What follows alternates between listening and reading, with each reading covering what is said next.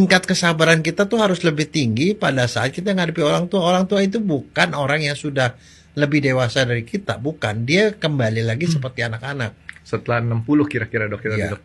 Nah itu biasanya makin cepet tuh kalau dia makin nggak punya aktivitas, Frankie.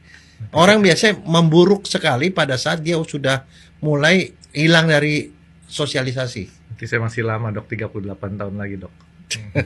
Hilang dari sosialisasi dalam arti kata gini, orang tuh sebenarnya yang bikin orang nggak pikun adalah karena dia bekerja, Frankie. Dia bekerja, dia kontak sama orang segala macam, otaknya jalan. Tapi pada saat dia mulai pensiun, nah itu sayangnya di Indonesia pensiun kita terlalu muda, Frankie. 58 sudah pensiun, 60 sudah pensiun. Sekarang ya paling-paling 65 lah. Jarang-jarang yang 70 tahun masih aktif.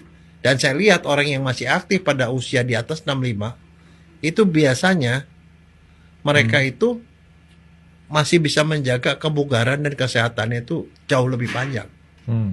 Nah, yang paling parah adalah kalau orang sebenarnya tinggal di rumah. Nah, itu seperti waktu itu kita pernah ngomong. Dia ada di rumah bersama anak dan cucunya, tetapi dia tidak pernah ditegur. Anaknya nggak pernah ngajakin ngobrol dia. Sebelum berangkat kantor ataupun sesudah pulang kantor nggak pernah ditegur-tegur orang tuanya. Cucunya pun tidak nyambung sama kakeknya atau sama neneknya.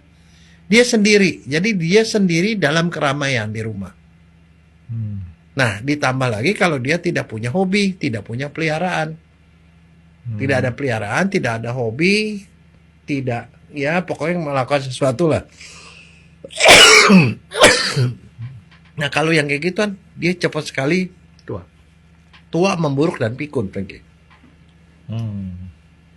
Jadi kalau menurut saya penting sekali orang-orang tua itu bisa punya sosialisasi setelah dia tidak aktif kembali, tidak aktif.